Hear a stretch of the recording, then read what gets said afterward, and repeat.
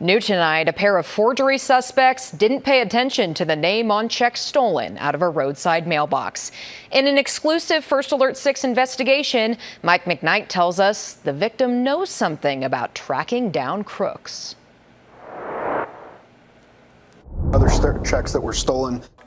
A Douglas County Sheriff's investigator working a check theft case gives an update to the victim, his boss. A lot of your checks in the upper left are going to say Hanson for Sheriff. However, she reprinted the check into her name under your account information.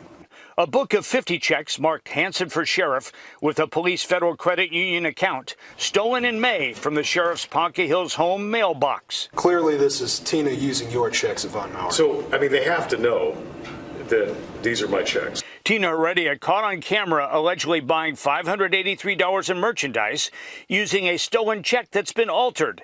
And it's suspected that she had an accomplice, Daniel Lambert, who may have been waiting for her in a suspected stolen vehicle outside the store.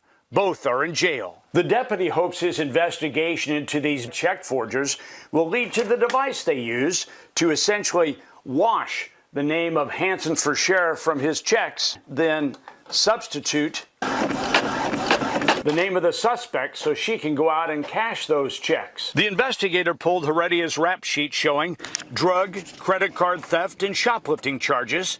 Looks like somewhere close to 70. And after allegedly using 2 checks stolen from the sheriff's mailbox, Tina Heredia faces misdemeanors.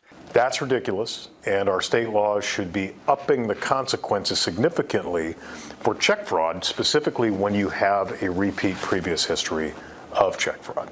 While theft of Hanson for Sheriff checks appears to be solved, the sheriff will practice what he preaches about crime prevention. I'm going to head down to Menards and buy a locking mailbox here this week.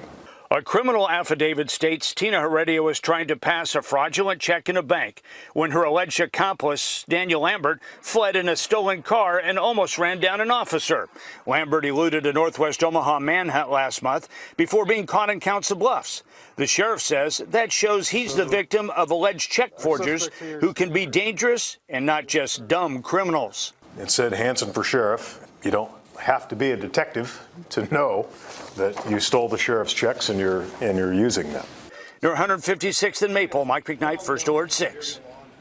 Most of the stolen checks are still missing, but only 5 have been cashed. Besides the 2 used in Omaha, 3 others have been cashed through an out-of-state online bank. Those checks, totaling $2,000, are written to an unknown person, but not altered, so they still have Hanson for Sheriff in the top left corner. The sheriff says his credit union covered the losses.